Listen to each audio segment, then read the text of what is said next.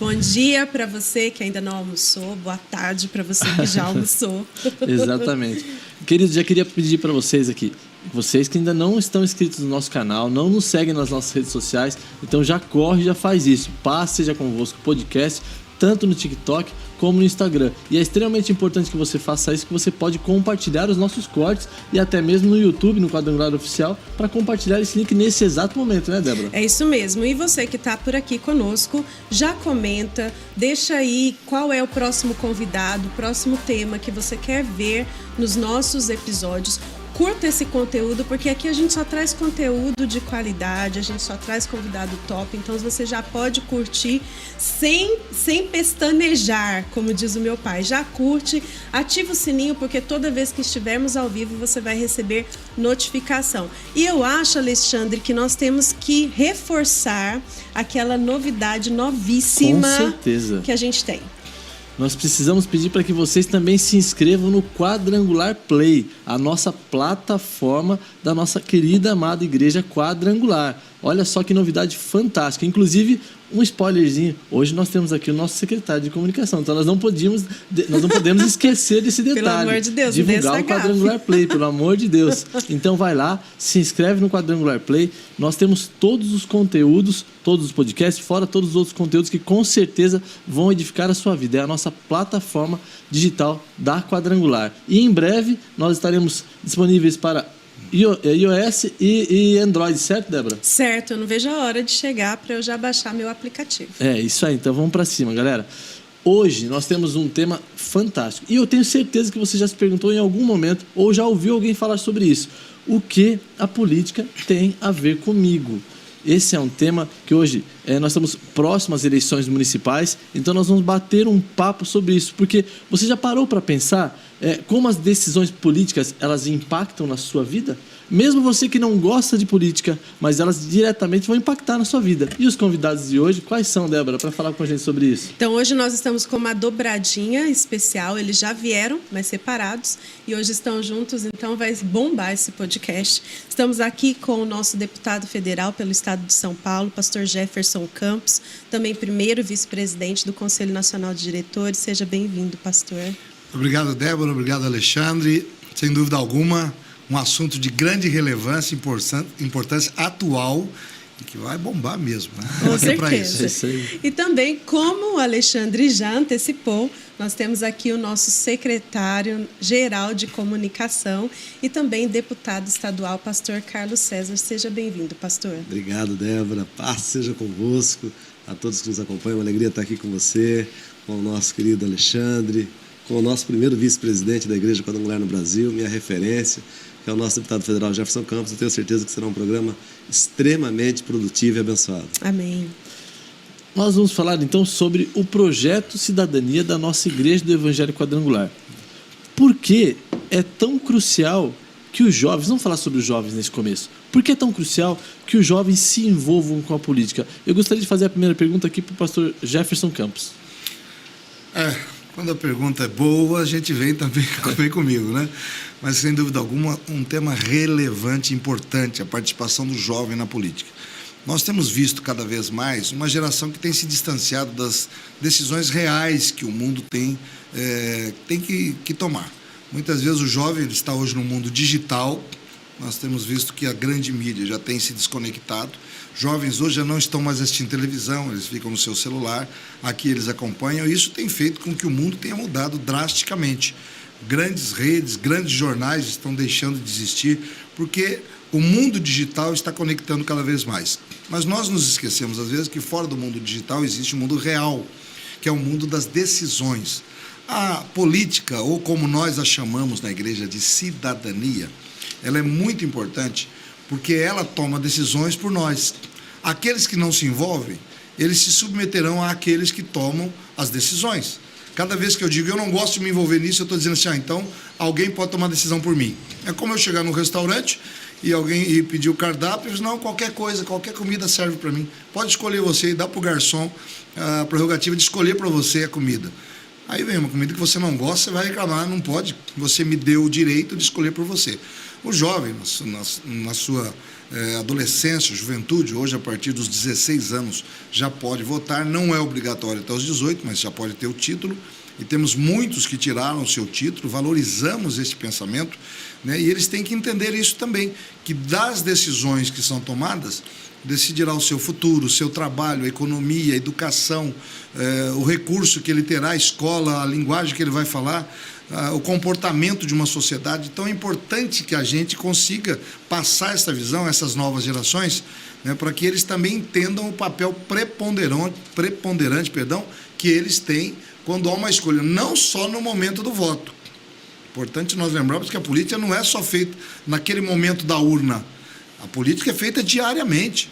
Quando nós escolhemos algo, quando estamos na escola, na família, e nós fazemos a boa política o tempo todo, até na família, até com os familiares, na igreja, no sindicato, na escola, com os amigos há uma política a ser desenvolvida, e ela é muito ampla, e por isso da importância deste momento também, falando diretamente aos nossos jovens.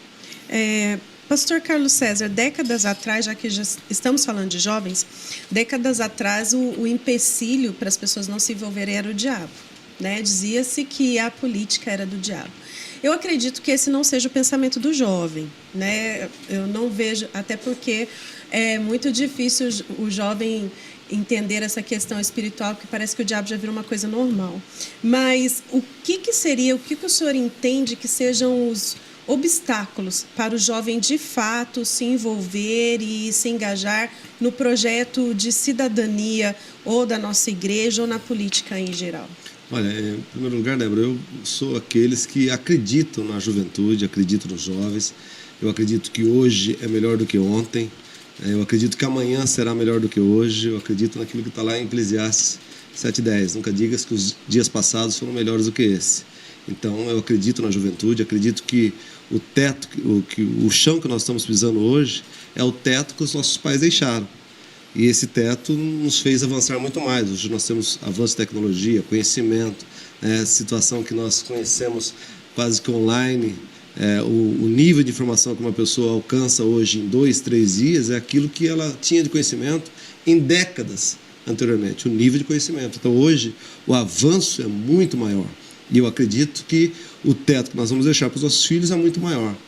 Aí, falando dessa juventude, eu quero só falar algumas frases antigas, ou frases que alguém já disse um tempo atrás, e que as pessoas pensam assim, puxa, isso então o tempo está só piorando. Porque tem gente que imagina que as coisas estão só piorando. E eu quero ler aqui uma frase que alguém disse há um tempo atrás. Alguém disse assim, olha, os jovens de hoje gostam de luxo, são mal comportados, desprezam a autoridade, não têm respeito pelos mais velhos, passam o tempo a falar em vez de trabalhar. Não se levantam quando um adulto chega, contradizem os pais, apresentam-se em sociedade com enfeites estranhos, apressam-se a ir à mesa e comem os acípies, cruzam as pernas e tiranizam os seus professores. Você imagina que essa frase foi dita há quanto tempo, mais ou menos?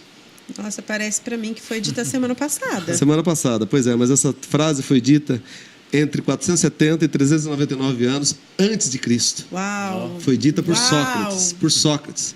Agora eu vou falar de outras frases. Não foi só Sócrates que reclamou desde a antiguidade da geração mais jovem, né? Outras antigas queixas também já aconteciam. Olha, alguém disse assim, essa juventude está podre no fundo do coração. Os jovens são maus e preguiçosos. Nunca serão como a juventude de outros tempos. Os de hoje não serão capazes de manter a nossa cultura. Pela frase anterior que eu disse para você, você imagina que essa aqui também foi há quanto tempo?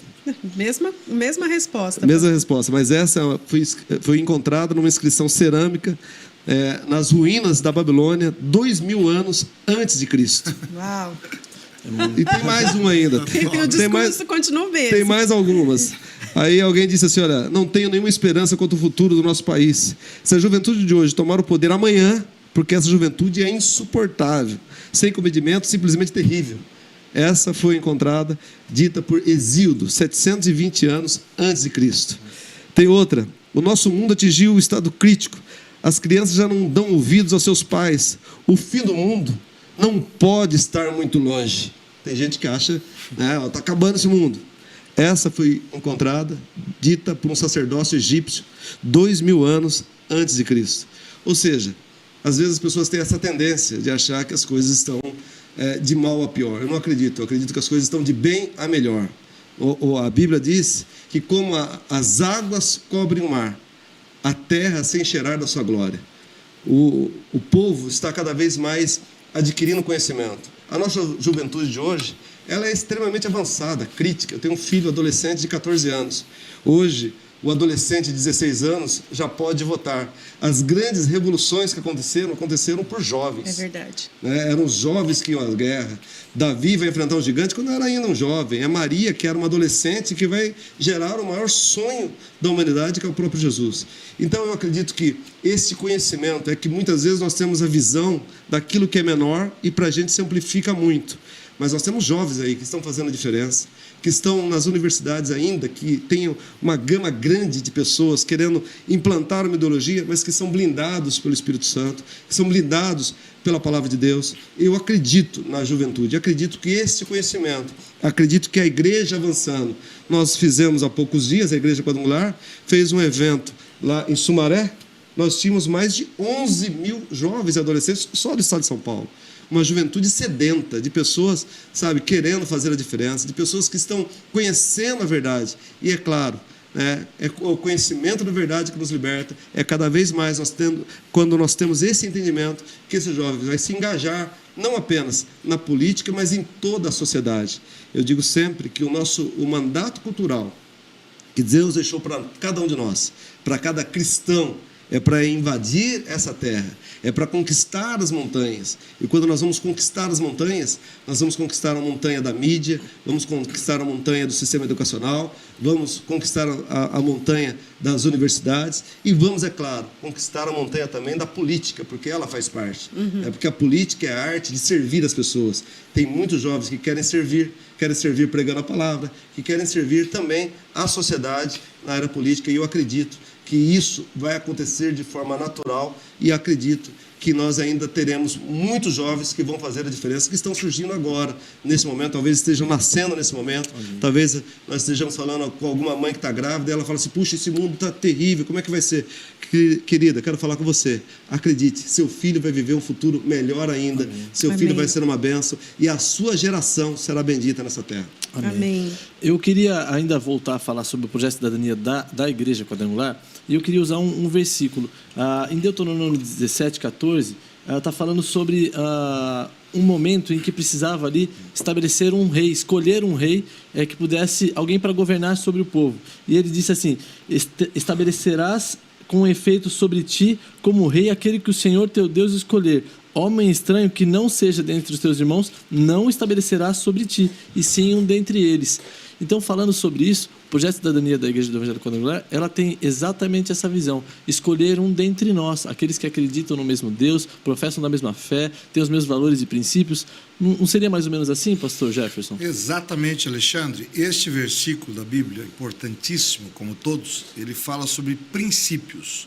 Quando eu vou escolher e delegar a alguém autoridade sobre mim, sobre a minha família, sobre a minha crença, sobre a minha cidade, e ele me estabelece princípios. E qual o princípio que Deus estabeleceu para o seu povo aí no Velho Testamento, que para nós também é válido. Quando eu for escolher alguém, quando eu for confiar a alguém o meu voto, eu vou analisar se essa pessoa ela está capacitada para governar, se ela tem valores que eu tenho, se ela tem princípios, se ela tem capacidade e se ela me representa. A igreja trava uma luta contra as drogas. Temos casas de recuperação, nós temos pessoas envolvidas nesse trabalho tão árduo que é recuperar alguém. Aí, quando eu vou escolher alguém para governar, para fazer as leis, eu vou escolher alguém que quer liberar as drogas. Incoerente. Incoerente. Eu defendo a vida, a igreja defende a vida, nós lutamos, oramos por pessoas que estão doentes, enfermas. Aí eu vou escolher alguém que vai lá para aprovar o aborto. Estou falando de causas que nós defendemos e muitas outras. Agora, a igreja, ela trabalha dentro de princípios e propósitos. Isto é antilógico, eu escolher alguém que me representa de uma forma diferente. Então, quando nós escolhemos alguém, não é só ser um crente, não é só ser alguém da igreja, é alguém capacitado para isso, que tenha sido escolhido debaixo de uma seleção de bênção, de autoridade, de capacidade. E é o que a Igreja Quadrangular faz.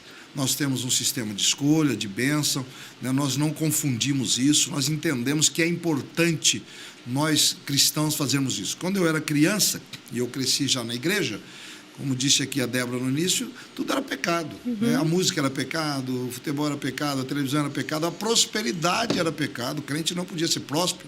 O pastor Carlos César falou de alguns dogmas aí, de mitos que se criaram, né? Quando era pecado, diziam que manga com leite fazia mal.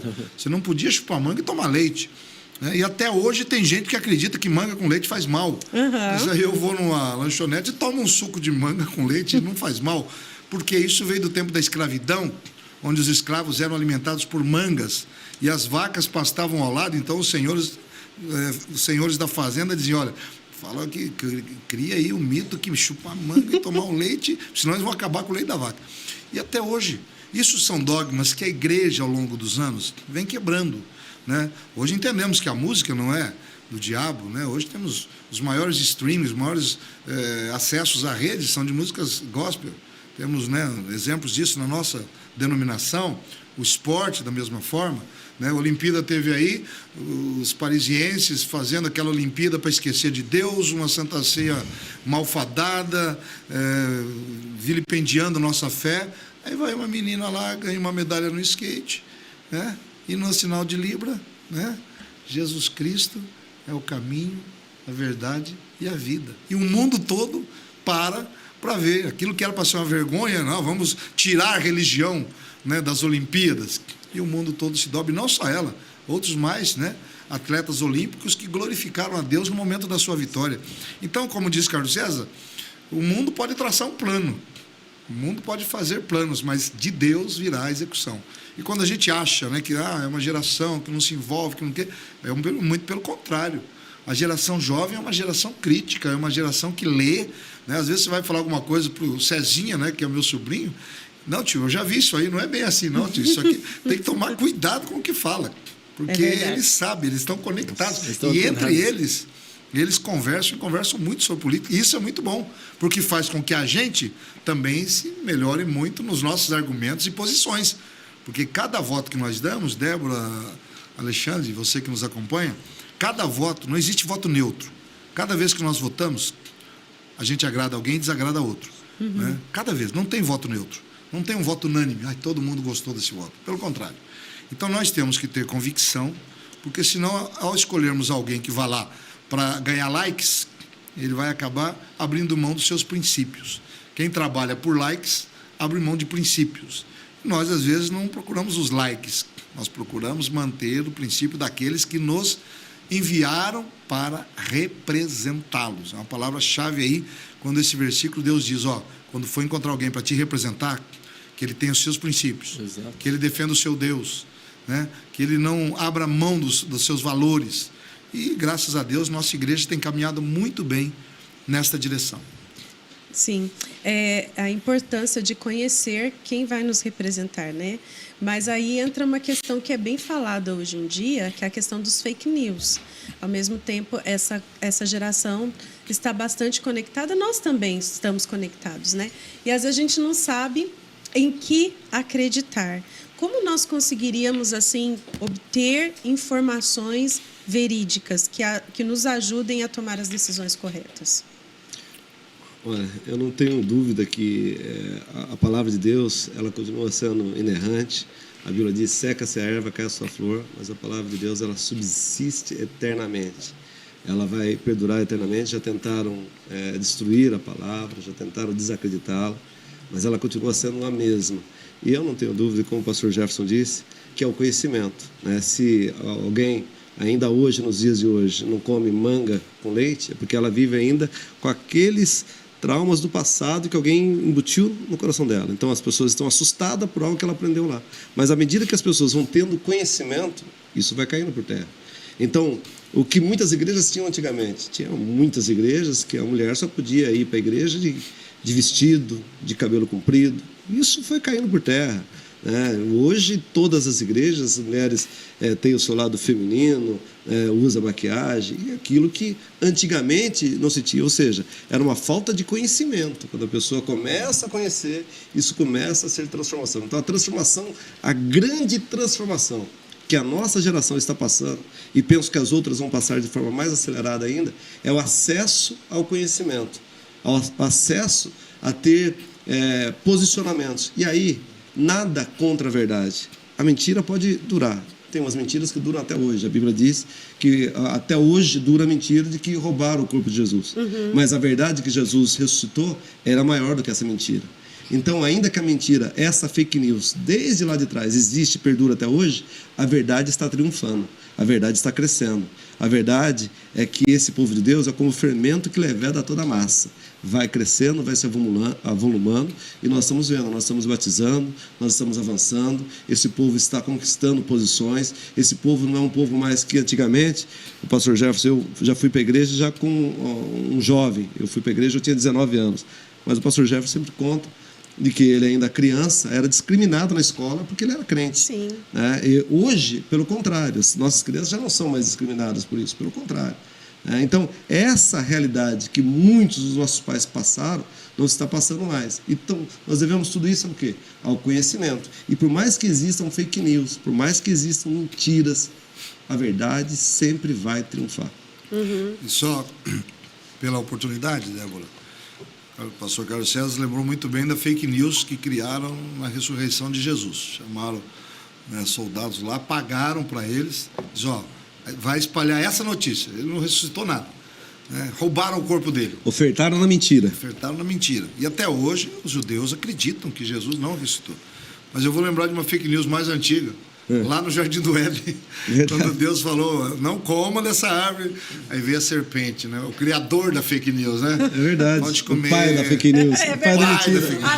Vamos contextualizar já, vamos entregar o pai da fake news Pai agora. da fake news, é isso aí. Pode comer, não tem nada a ver, vocês vão ficar igual Deus. E estamos aqui hoje comendo o fruto do pecado até hoje por causa daquela fake news. É verdade. Mas eu queria saber, desculpa a minha Eu ignorância. só vou cortar. O pai da fake news estava chamando Deus de mentiroso. É verdade. O pai da fake news estava Exato. Chamando a verdade de mentira. a verdade de Exatamente. mentira. Geralmente quem faz uma fake news, ele coloca uma pitadinha de verdade. E ele Isso. distorce. Aí a pessoa, ela olha aqui, não, mas o que ele falou é verdade. Ele não vê que por trás daquela verdade, né? Exatamente. Isso é uma grande mentira. Exatamente. Essa é uma técnica. Usar meias verdades, é um sofismas. E aí que eu queria até ampliar a minha pergunta, desculpa a minha ignorância. Porque hoje nós temos muitos influencers, né? E eles têm voz, eles são as referências da juventude. Aí eu vi lá uma coisa. Onde eu posso tirar limpo se aquela coisa é aquilo mesmo? O que vocês recomendariam? Existe um lugar onde eu consigo saber mais sobre o candidato, ou ter a proposta do candidato? Como que eu consigo tirar limpo se é fake ou não? Olha, isso é uma pergunta extremamente importante nesta relação que nós estamos discutindo aqui da política. Primeiro que é humanamente impossível conhecer todos os candidatos. Certo. Viu? Antes de você votar em alguém aqui, entre na proposta do seu candidato, veja que proposta que ele é, veja o currículo dele. Tá, em São Paulo nós temos 2.000 candidatos. Acho que algum eleitor vai entrar em 2.000 sites para conhecer o seu candidato e as suas propostas? Estou falando aqui da capital. Né? Não, isso é humanamente impossível. Mas há indícios claros da pessoa que não nos comporta. E são aqueles que têm um passado, né, nebuloso, são aqueles que sempre estão envolvidos com coisas erradas. E isso a internet não perdoa, não esquece. Né? Quando você pesquisa o seu candidato, que você está querendo votar, você vai ver ali o seu perfil. Nós, da igreja, nós temos esse cuidado ao escolhermos pessoas que sejam pessoas idôneas. A pessoa passa por um crivo, né, pela nossa escolha da ficha corrida da pessoa, das suas propostas e tudo mais. Então, primeiramente, eu vou ver os princípios que norteiam aquela pessoa, aquela vida, para saber se ela está de acordo com os meus princípios. Segundo, né, eu dei uma entrevista esses dias para um grande veículo de comunicação e eles queriam saber quem tinha mais influência sobre o evangélico, né, o pastor ou o influencer. Esta era a pergunta, né? E eu dizia, claro, que todos têm a sua importância, O influencer, ele tem seguidores, o pastor, ele tem ovelhas, ele tem filhos, né? A pessoa que tem uma orientação espiritual, que reconhece uma autoridade espiritual, ela pergunta. Nós temos pessoas que pedem oração antes de comprar um carro, antes de comprar uma casa, né? Para se casar, para dar o seu dízimo, para dar a sua oferta, ao consagrar uma criança, ao consagrar a chave de um carro. Nós temos pessoas que, né, quando estão em crise no seu relacionamento, procuram um pastor, e aí chega na hora de um voto, a maioria deles também pede uma orientação, ora a Deus, e às vezes pede até uma sugestão da gente, né? Porque isso é uma relação próxima, né? A ovelha e pastor, e é assim que nós entendemos a autoridade espiritual, ela não determina em quem você vai votar, mas ela tem a capacidade de sugerir, como lá na escola o professor também sugere, seja ele de direita ou esquerda, mas ele vai falar dos seus candidatos, como lá no sindicato, eles vão falar. O voto evangélico, às vezes, é muito desvalorizado. Vocês evangélicos votam como se fosse uma manada, como se fosse um... Peraí, o voto evangélico vale tanto quanto o outro qualquer. O voto evangélico também pensa. O evangélico paga imposto. Mas o pessoal não pensa. Como não? O IBGE diz que há um maior número de pessoas que cursam uma faculdade entre os evangélicos do que os não evangélicos. Como assim nós somos inferiores? Né? A prosperidade está na nossa vida. E a gente, na hora de escolher, não tem o direito de escolher alguém que comunga com os nossos princípios, né? Então, quando você for escolher, pesquise, ouça os influencers, tem influencers maravilhosos, de saúde, de educação, de cultura, tem outros que nem tanto. Nós estamos vendo aí operações policiais prendendo influencers por causa de jogos eletrônicos, por causa de rifas, até uma coisa que é tão inocente, né? Mas tinha influencer que foi preso. Uns postos de gasolina, pastor Carlos, a gente viaja muito e para em postos de gasolina e tem aquelas máquinas que pegam aqueles bichinhos de pelúcia, né? Eu nunca consegui pegar um bichinho de pelúcia. E agora a gente vê que teve um golpe, tinha um golpe de influencers que divulgavam, né? A cada X tentativas a garra travava e ela pegava um ursinho. Depois vai passar mais X tentativas e vai pegar de novo o ursinho. Então, nem tudo que você lê é verdade, nem tudo que se ouve é verdade, nem todo influencer influencia bem, nós sabemos disso, mas os nossos influencers que estão aí, nós temos muitos no nosso meio também, são pessoas que orientam jovens, são pessoas que orientam a gente também, pastores, né, que nos jogam para cima, são usados por Deus, e não tenho dúvida nenhuma, né, que a ovelha ouve a voz do pastor, né? Cada pastor é um influencer, cada líder é um influencer, porque ele tem um grupo. Não existe líder sem influência, né? O nome é bonito em inglês, influencer, né? Mas não existe líder sem liderado. Pastor Jefferson, eu acho que a guerra, a grande luta de cada pai, de cada professor, de cada pastor, de cada influencer, é para conquistar a moeda mais cara que alguém pode desejar. E essa moeda se chama confiança. É ganhar a confiança da pessoa, é ganhar a credibilidade. Então, se o pai não tem a confiança do filho, esse filho vai gerar problema para esse pai ou para essa família, porque ele não vê no pai um exemplo, né? Se o pastor não gera confiança, então ele vai achar que aquele influencer tem mais confiança do que o pastor. Agora, se ele está iludido muitas vezes por um influencer e que está competindo antagonicamente com aquilo que o pastor fala, vai ganhar aquele que tem mais confiança. Porque, acredite, a mentira, uma hora, ela é revelada.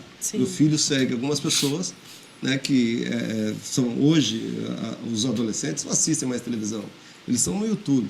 E algumas pessoas que ele fala, pai, eu assistia tanto, e até eu gostava de algumas pessoas, mas eu não gosto mais porque fulano falou tal coisa, eu não assisto mais. E aquele cidadão, ou aquele casal, tem milhões e milhões de seguidores no YouTube.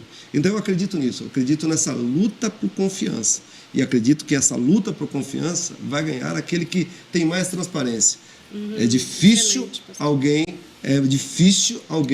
estar maquiado o tempo todo. E ainda mais nos dias de hoje, que nós somos vigiados e monitorados 24 horas. Em todos os lugares tem uma câmera de celular, as pessoas estão conferindo o que você está pregando, estão conferindo o que você está falando.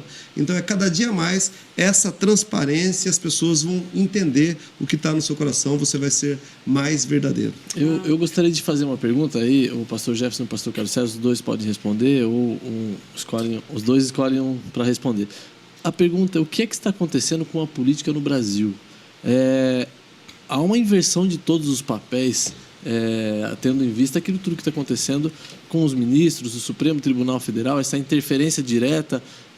E aí eu gostaria de ouvir de vocês, que estão há tempo na política, graças a Deus pela vida de vocês, mas o que é que está acontecendo, já usando também de exemplo esse circo armado aqui nas eleições aqui em São Paulo, né?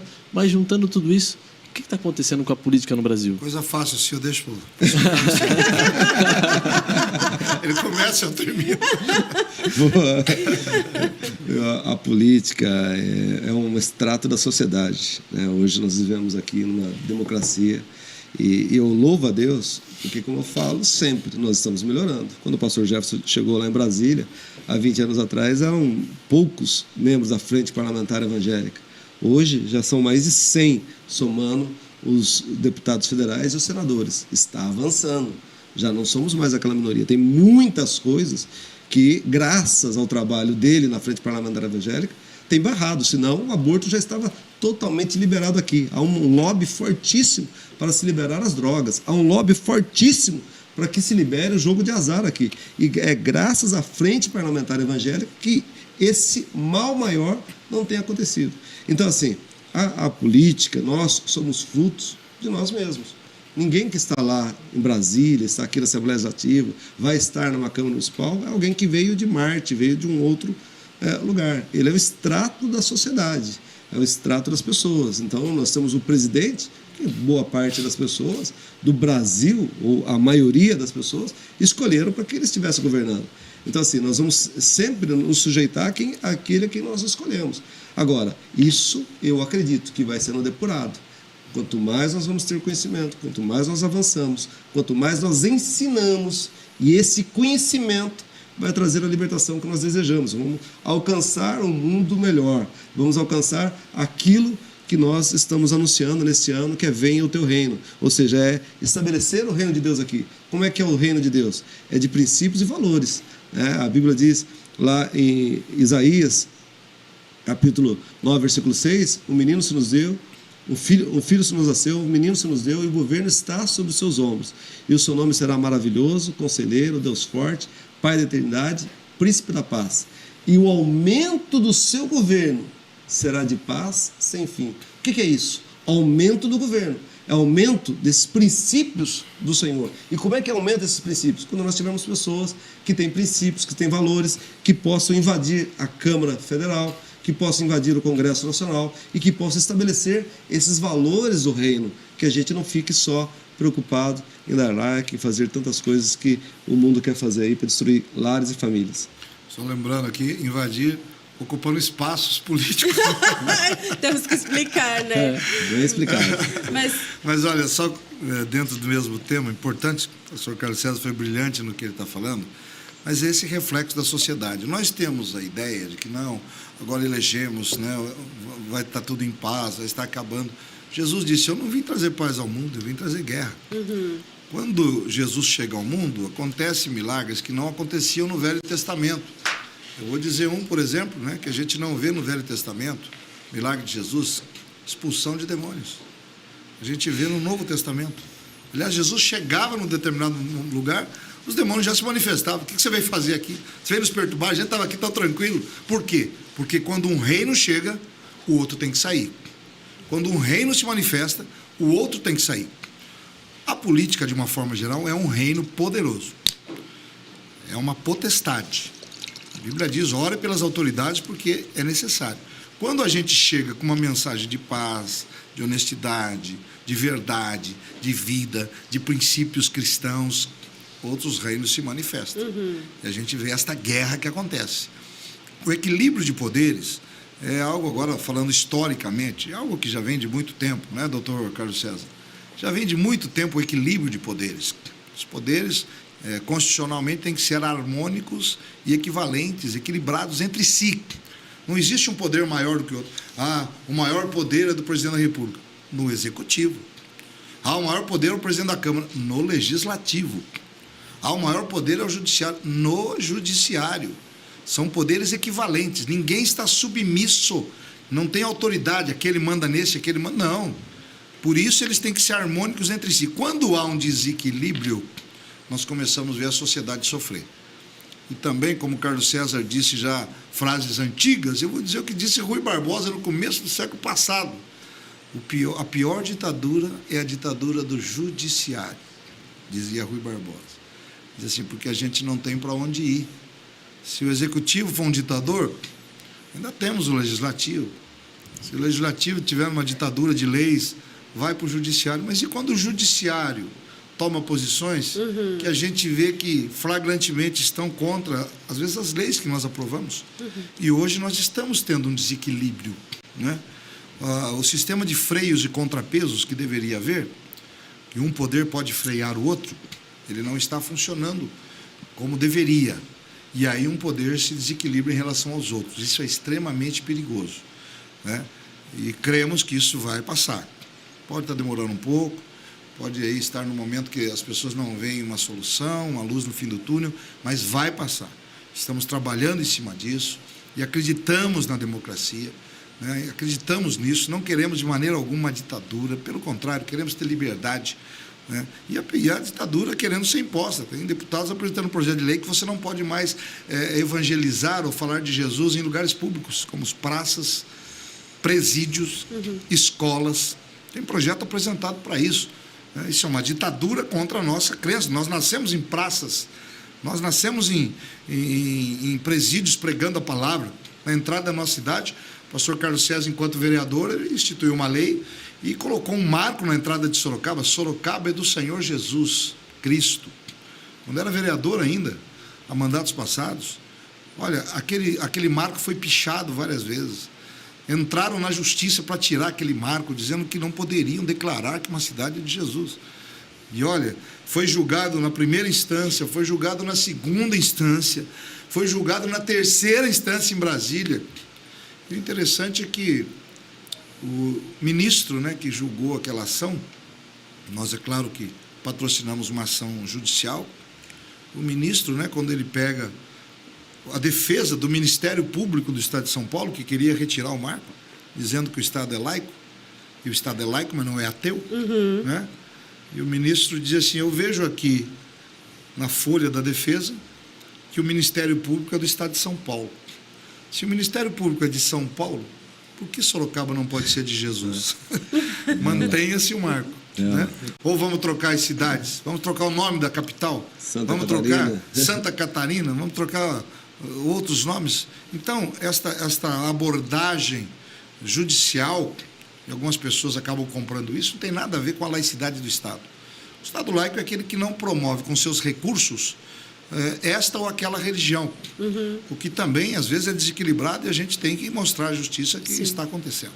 E nós não precisamos realmente do governo para patrocinar nossa fé.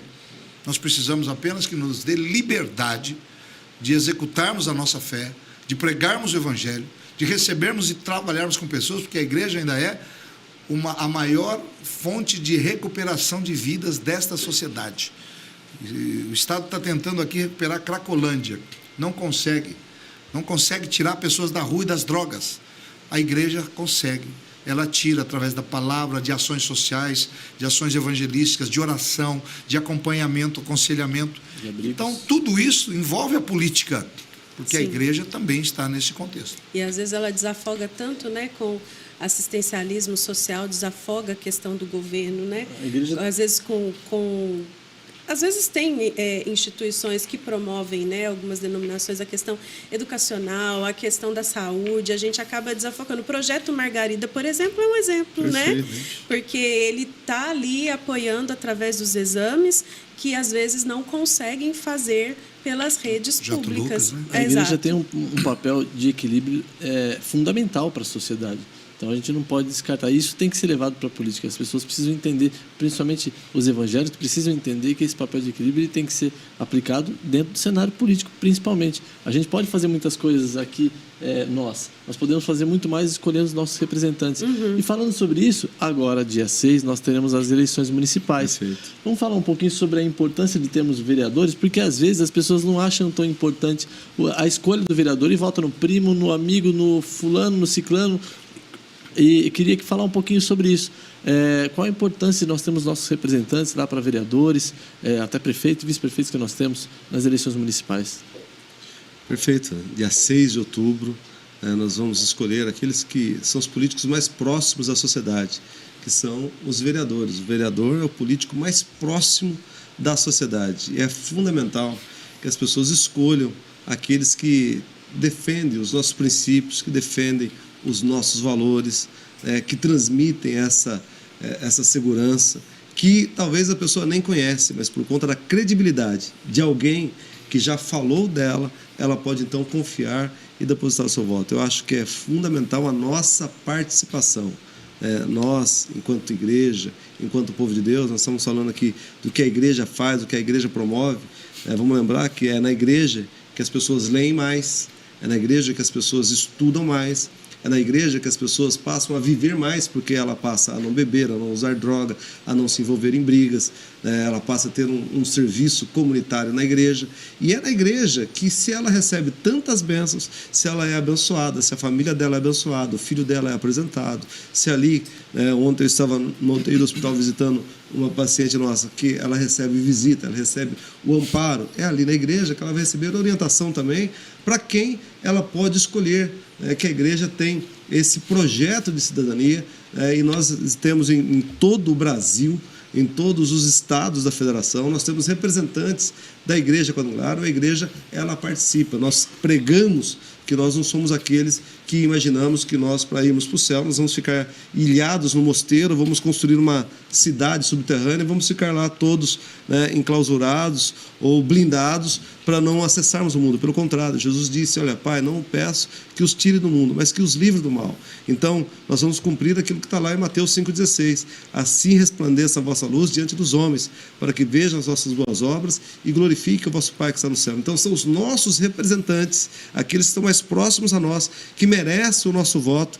E eu quero aqui fazer um apelo a cada um de vocês, que você exerça a sua cidadania no dia 6 e faça a melhor escolha e envie pessoas e participe do processo, porque o pecado, a omissão, é um pecado tão grave quanto a ação. Então é melhor você errar por agir do que você errar por não agir. Então exerça a sua cidadania e participe desse processo democrático, porque senão depois você vai reclamar, como o pastor Jefferson disse, que alguém escolheu uma comida que eu não queria, mas aí foi porque você não fez a sua parte de escolher. Exatamente, isso é tão importante que estamos falando, porque há muitas vozes, pessoas que querem nos diminuir enquanto voto, o evangélico, dizendo, vocês são isso, vocês são aquilo, vocês votam de qualquer jeito, vocês votam por influência de alguém. O voto sempre será por influência de alguém. Você está tentando conhecer um candidato e alguém chega e esse cara aí, não vote porque não vai dar. A pessoa já recua, peraí, então deixa eu ver você tem alguém. No dia da eleição, 30%, 40% das pessoas chegam sem o candidato definido. Alguns vão pegar no chão um papelzinho, outros vão ligar para um amigo e dizer, viu, tem alguém aí para eu votar que você conheça? Vou deixar o garçom escolher. Eu vou deixar o garçom.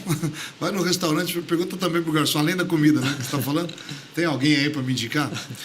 É claro. Então, nós temos esse período importantíssimo. E nós que somos conscientes, os jovens inteligentes, olha, jovens da nossa igreja, adolescentes, são maravilhosos.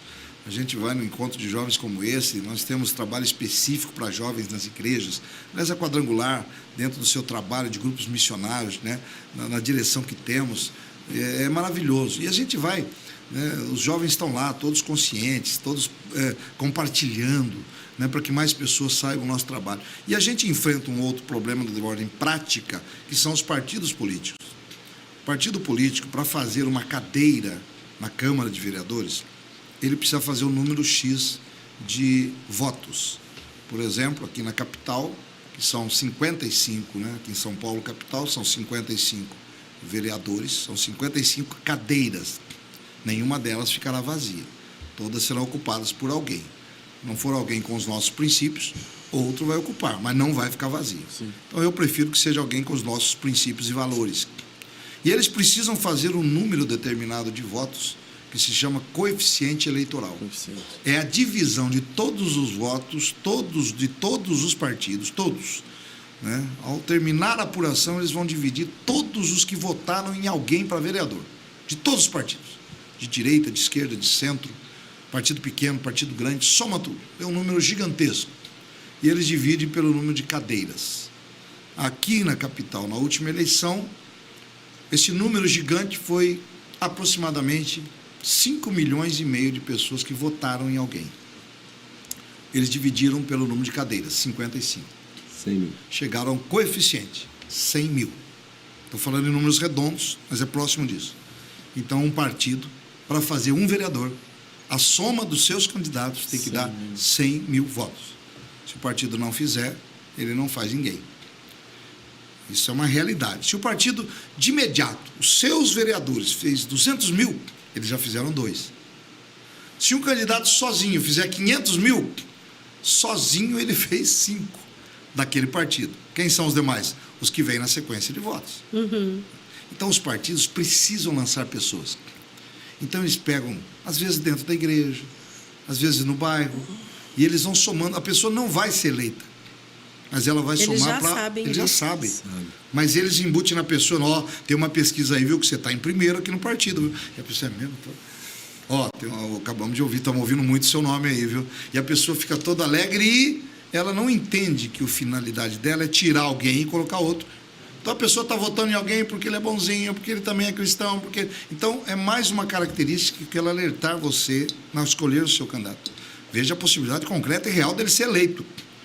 Ele tem que ser cristão, ele tem que ter princípios, ele está debaixo de autoridade, ele comunga com a nossa fé, tem os nossos valores e ele também está no páreo para ser eleito, né? E se nós pudermos, multiplicamos isso, porque cada um pode multiplicar, cada um tem hoje uma rede, já que a rede social é tão importante também para a gente entender, por que não pedir a um amigo? Né? Eu tenho uns amigos aqui que é bom dia, boa tarde, boa noite, todo dia. Aí cada vez bom dia, eu falei, bom dia, eu tenho um candidato bom para você. Quem que é? Ele vai pelo menos considerar, né? Porque eu estou indicando, ele é meu amigo. Você conhece? Conheço. É gente boa, tem princípios, tem valores e tem muita possibilidade de ser eleito. Então, são considerações além do que nós falamos aqui do voto espiritual, porque o voto é espiritual. A Bíblia diz, quer comais, quer bebais, quer façais qualquer coisa ou outra coisa, façais tudo para a glória de Deus. Amém. Então, o meu voto também tem que ser para a glória de Deus. Assim como o meu trabalho, o meu mandato, o mandato do Carlos César, esse podcast é para a glória de Deus, o nosso trabalho na igreja, a família, fazer tudo para a glória de Deus. Amém. Amém. Eu já tem tanta coisa aqui, né, que a gente pode utilizar e compartilhar, mas a gente chegando no final, eu queria até voltar um pouquinho, o pastor Carlos César falou, na verdade não é voltar, aproveitar a fala dele. Ele falou sobre a questão do conhecimento, né, e eu acredito que a gente tem que levar em conta a função pedagógica da igreja, né, porque Jesus ele disse para fazer discípulos, e ele falou batizando e ensinando, né? E às vezes há uma força-tarefa, então nossos dois convidados, pastores titulares, eu acho que seria válido a gente encerrar com uma palavra para os pastores e para a liderança, para levar em conta a função pedagógica da igreja, mas não só em períodos como esse, mas modelar essa mentalidade da relevância e do nosso papel, né, como cristão no nosso dia a dia, porque não tem a ver só com a Câmara Municipal, vamos dizer assim, ou com a Assembleia. Mas nós temos conselhos tutelares, nós temos conselhos municipais, nós temos secretarias, nós temos todo um aparato aí, né? Um conjunto de cargos relevantes e cujas decisões nos afetam diretamente, porque nós estamos aqui, né, gente? Nós ainda não fomos para o céu, então tudo que acontece lá vai nos afetar, né? Então, eu gostaria de pedir que vocês encerrassem com isso, para os pastores levarem em consideração a nossa função pedagógica. Olha, é fundamental essa palavra que você colocou e que faz todo sentido. A busca de Jesus o tempo todo sempre foi essa, né, de estar ensinando. Jesus era um mestre, um rabino, e ele ensinava. A função de cada pastor da igreja é de ensinar. E quando nós ensinamos para toda a sociedade. Então, aquele pai vai ser um pai melhor, aquele empresário vai ser um empresário melhor, aquele funcionário ele vai servir na empresa como se estivesse servindo ao próprio Deus, como a palavra diz. Então, quando nós entregamos esses valores, quando a igreja cumpre o seu papel de ensinar, batizando e ensinando, a guardar tudo quanto você é mandado, naturalmente, nós vamos fazer a diferença na nossa sociedade como um todo. Nós somos chamados para temperar esse mundo, para iluminar esse mundo. Esse é o nosso chamado. E aí, consequentemente, a consequência disso, dessa consciência, desse ganho de confiança, desse conhecimento da verdade, da palavra, e conhecimento do poder de influência que nós temos, que todo cristão deve ter na sociedade, ele vai participar, seja do conselho tutelar, ele vai participar seja da eleição municipal, seja da eleição nacional, que vai ter a escolha de deputados estaduais, federal, senador, governador e presidente da República. Ou seja, ele vai se envolver. E ele vai ser um diferencial na sala de aula, na escola dele. Quando ele se envolver no Grêmio Estudantil, alguma professora estava esses dias dando um exemplo, que os alunos queriam cantar hinos na escola. E um diretor falou, não pode cantar aqui porque é proselitismo religioso e tal.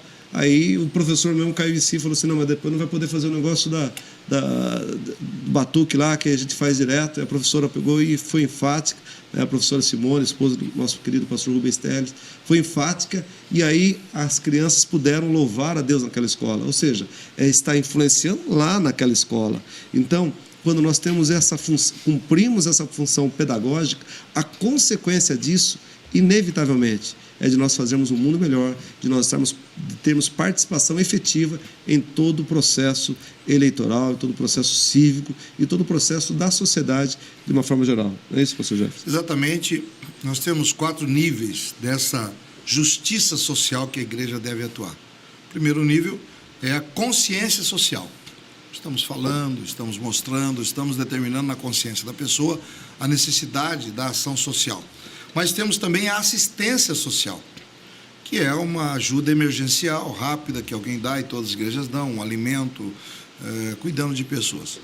Avançando mais um pouquinho, nós teremos a ação social, que são ações mais efetivas que mudam a vida das pessoas. Projeto Lucas, um curso de capacitação, tudo isso a igreja tem um papel importante e realiza. E aí nós temos o quarto nível da justiça social que a igreja deve viver, que é a representatividade. Tudo isso nós fazemos, e também temos o projeto de cidadania, que é da representatividade, porque a fé sem obras é morta, né? Eu tenho fé. E eu vejo uma falha grande em muitos líderes, né? A nossa igreja tem uma consciência social muito grande, mas eu vejo muitos líderes que se postam da seguinte maneira: não, eu vou orar por todos, eu vou pregar e cada um escolhe o seu da melhor forma. Irmão, procure escolher alguém que seja ficha limpa. Eu quero dizer a esse líder que não sabe, que todos os candidatos que estão participando da eleição são ficha limpa. Todos. Porque se não fosse, não teria registrado a candidatura. Não, eu vou orar, depois quem for o escolhido pode vir aqui na igreja que eu vou abençoar. Isso é hipocrisia, isso é farisaísmo. Isso é não se expor, isso é não se posicionar. Não, mas depois se vier o prefeito eu vou abençoar, depois se o vereador vier, não, depois o deputado. Depois da guerra, depois que passou o momento da escolha. E a Igreja Quadrangular, desde pastor Mário de Oliveira, que foi o precursor do projeto de cidadania no Brasil, por 7 mandatos foi deputado federal. O nosso querido pastor Antônio Genaro, por 8 ou 9 mandatos em Minas Gerais. Hoje são também seguidos, né, pelo deputado Stefano Aguiar e pelo deputado Leandro, né? Deputado Leandro, que é o nosso deputado estadual também em Minas, e outros mais. Então, o pastor Mário se posicionou, foi a primeira vez que uma igreja se uniu, e ela enviou alguém como seu missionário no Congresso Nacional, e foi importantíssima a participação dele, inclusive na Constituinte de 5 de outubro de 1988, onde o pastor Mário teve um trabalho efetivo, garantindo o quê?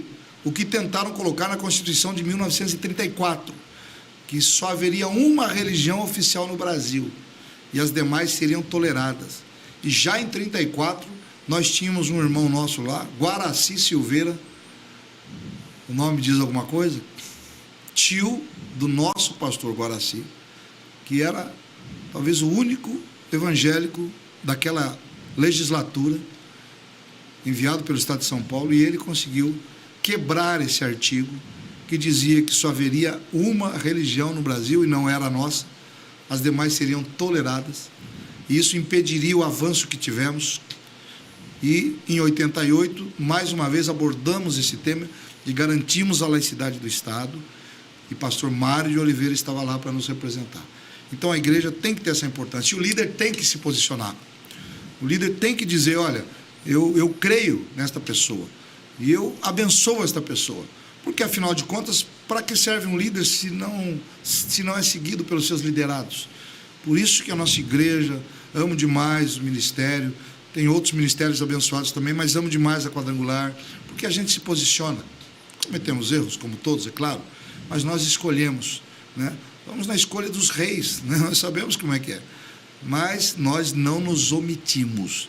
Estamos aqui, mais uma vez, nesse período tão importante para dizer a você que está nos acompanhando, a você que está participando desse processo na sua cidade, de escolha de pessoas que estão aí pedindo, se desgastando às vezes, faça parte desse projeto, sabe? Seja um escudeiro leal, leve esta mensagem. São pessoas de princípios que chegam onde você não chega. Você que é um grupo missionário de homens, mulheres, crianças, adolescentes, jovens, casais, louvor, chominé, intercessão, estudo, células, você que está no altar, nas danças, louvor, você não pode ocupar a tribuna de uma Câmara de Vereadores para falar em nome da igreja. José de Arimateia cuidou do corpo de Cristo, mas e hoje? Quem vai cuidar quando leis injustas forem propostas na tua cidade, como a ideologia de gênero e outras? Quem vai cuidar das leis físicas que regem a igreja? A igreja precisa ter os seus projetos aprovados. Sem um AVCB, que é um auto de vistoria do Corpo de Bombeiros, ela não pode funcionar. E esta porta que foi aberta por Deus pode ser fechada se ela não tiver um alvará. E quem é que vai cuidar do corpo de Cristo? Quem é que fazem as leis? São os anjos? São anjos que descem para votar ou são homens escolhidos por você? São homens escolhidos pela nossa denominação também, que apoia pessoas, que não se omite. Então, faça parte desse projeto. O projeto de cidadania é bênção. Não faça uma tempestade em copo d'água. Estão falando de política agora. Estão dizendo por que agora. E não é agora. Nós temos vários mandatos. O pastor Carlos César está no 6º mandato parlamentar. Eu estou no 8º mandato parlamentar. E nós estamos sempre presentes. Sempre que nos convidam, não só para pregar, mas para conscientizar a igreja. Estamos nos encontros estaduais, regionais, nacionais, convenções. Estamos na igreja cuidando de almas. Estamos batizando pessoas. Mas a política atrapalha a igreja. A política não atrapalha a igreja. O que atrapalha a igreja é desunião, é falta de oração, é falta de amor, é falta de contribuição, é falta de confiança.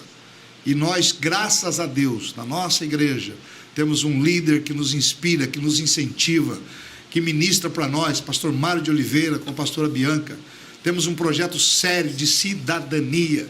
Temos aqui no estado de São Paulo o nosso querido pastor Toninho e a nossa pastora Lourdes. Temos os conselheiros estaduais, nacionais, superintendentes, pastores, líderes de grupos. Que igreja que caminha debaixo de uma visão, debaixo da nuvem. E a cidadania também é visão da igreja. Por isso, querido, apoie aqueles que por Deus são escolhidos, mas são eleitos pelos homens. Deus dará autoridade a quem for escolhido e eleito. Se nós escolhermos uma pessoa ruim, ele terá autoridade dada por Deus, porque toda autoridade constituída vem de Deus. Eu prefiro que Deus dê autoridade a alguém que eu escolhi, que tem as minhas crenças e valores para governar sobre a nossa nação, sobre a nossa cidade. Fica a dica. Boa. Amém. Amém. Poxa, depois dessa, a gente já... Falei muito não, né? Não, foi uma bênção, não. pastor. Queria agradecer muito, pastor Jefferson Campos, pastor Carlos César. A gente sabe que é muito difícil conciliar a agenda de vocês para ter os dois aqui. Nós até tentamos algumas vezes, mas daí veio um, aí depois veio o outro. E hoje, muito felizes nós estamos por ter os dois aqui conosco nesse podcast. E ainda mais falar sobre um assunto tão importante aqui agora, principalmente para as eleições municipais. Que Deus abençoe muito a vida de vocês. Débora, deixar eles se despedir, falar tchau, mandar um beijo, mandar um recado para alguém. Tá, vou deixar. Por favor, gente, deixa aqui um recado para a nossa nação quadrangular. É isso. Olha só, deixa um recado para cada um de vocês. O conhecimento liberta, é a palavra de Deus que é inerrante, infalível, que permanece para sempre. A Bíblia diz: errais em não conhecer as Escrituras e nem o poder de Deus, porque é elas que testificam de mim. Então você ouviu aqui, tudo que nós estamos falando está baseado na palavra de Deus e na nossa experiência daquilo que nós temos vivido e experimentado. Que você possa viver um tempo de bênção na sua vida, que dia 6 de outubro você possa exercer a sua cidadania. Não abra mão daquilo que você tem oportunidade de fazer. E eu tenho certeza que o trabalho é nosso, mas a glória sempre será de Deus. Que Deus abençoe. Obrigado, Débora. Obrigado, Alexandre. Obrigado, pastor Jefferson, por essa aula maravilhosa, e a cada um que teve a paciência para estar aqui conosco. Foi uma grande honra estar aqui participando de mais um podcast. Paz seja convosco. Muito bem. Cada tribo tem a sua saudação, cada tribo tem os seus costumes, seus valores, né? E algumas são a paz do Senhor, outra a paz de Deus, outra graça e paz. Né? Mas nós temos nossa saudação também, que é a paz seja convosco. E nós deixamos essa saudação a cada um de vocês. Quando Jesus foi realizar o primeiro milagre do ministério dele, um casamento, faltou vinho, e a Bíblia diz que ele olhou e estavam ali 6 vasos para a purificação. Os vasos eram para lavar a mão, para lavar os pés, para lavar o rosto de quem chegava na festa. Eram vasos que não eram adequados para o milagre que ele ia realizar. Talvez nos dias de hoje alguém diz, não, manda comprar na Shopee, manda buscar no Mercado Livre, porque eu vou realizar o meu primeiro milagre. Tem que ser algo poderoso, tem que ser um vaso adequado. Aqueles vasos não eram adequados, era para a cerimônia de purificação. Mas eles eram vasos disponíveis. Sabe, Deus usa vasos disponíveis. Nós somos adequados e disponíveis. Por isso Deus vai nos usar. Amém. Deus te abençoe, parabéns, Débora. Parabéns, Alexandre, e a todos quantos nos acompanham. Carlos César, secretário de comunicação. Que Deus abençoe a todos. Amém. Amém. Queria agradecer toda a equipe que esteve aqui conosco, trabalhando aí. Que Deus abençoe muito a vida de todos vocês. As meninas da Copa, que sempre com tanto carinho preparam todo o alimento para a gente ali. Débora, mais uma vez, obrigado. Tamo junto. E na semana que vem tem mais. Muito bem. Ainda bem que voltamos, né? Exatamente. Já fazia tempo. Deus abençoe, gente. Paz seja convosco. Tchau, gente. Tchau, um abraço.